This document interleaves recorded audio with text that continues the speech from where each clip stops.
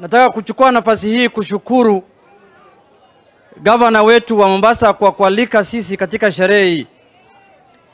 Jambo la pili, nataka kushukuru pia chief kaji wetu kwa hapa.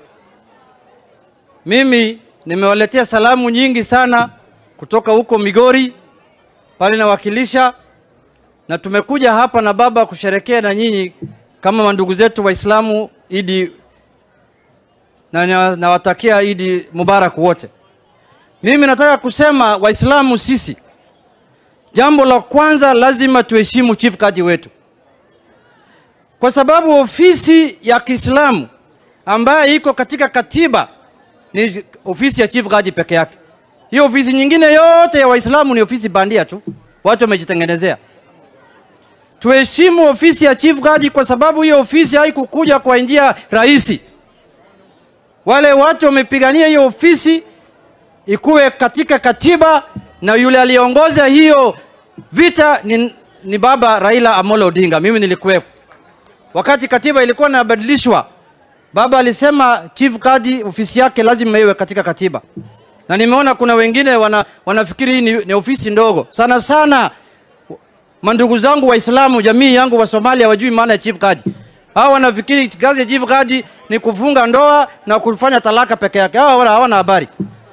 Mimi nataka ambia hao leo nikiwa Mombasa wajue ya kwamba ofisi muhimu katika Waislamu ni ofisi ya chief kaji, na lazima hiyo ofisi iheshimike, na hiyo ofisi lazima tutii amri yake kama Waislamu. Kama wewe unataka kutengeneza ofisi yako, wewe tengeneza yako tu, lakini ofisi ambayo sisi tunatambua ambayo iko katika katiba ni ofisi ya chief kaji. Hiyo nimemaliza.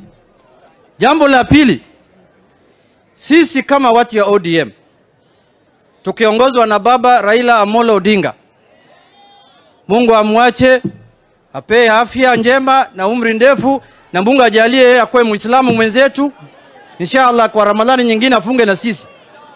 Sisi tunajua tumetoka wapi, tuko wapi na tunataka kwenda wapi. Tukiongozwa na baba, si namna hiyo? Wiki hii kuna uchaguzi ya chama, naomba watu wafanye kwa amani, tuchaguane. Kuna watu wengi sana ambaye wanatupiga saa nyingine. Ati sasa ODM wameungana na Kasongo, wameungana sijui na Zakayo. Sisi haja yetu ya kuungana na Zakayo na Kasongo, tunataka rasilimali ya nchi igawiliwe kwa haki. Kila mtu katika nchi yetu apate haki yake.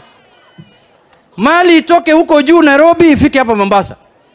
Hiyo ndio maana tumeandikishana na Mheshimiwa Rais Kasongo ya kwamba lazima kila mtu apate haki yake.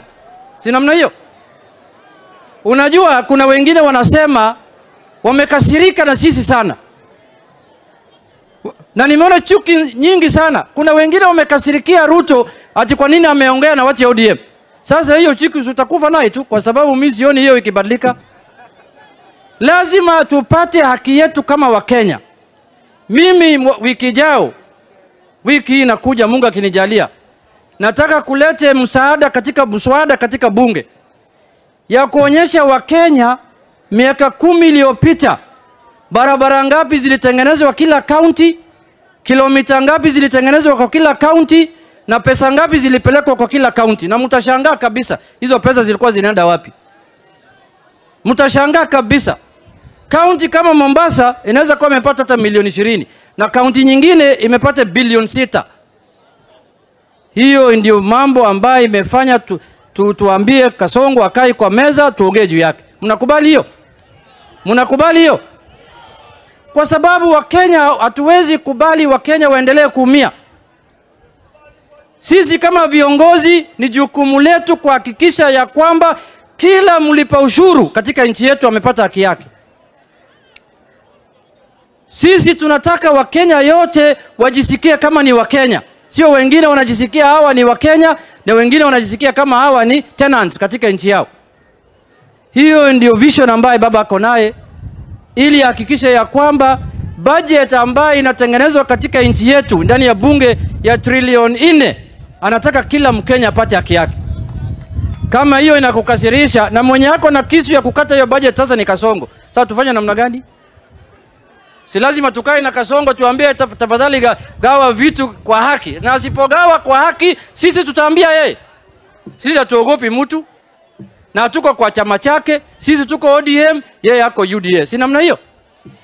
Lakini mtu akikasirika kwa sababu alikuwa anaona vitu zinaenda kwao peke yake, hiyo hasira utakufa naye mpaka Yesu arudi. Hatuwezi badilika pale. Mimi nataka kusema hivi kwa kumaliza, baba.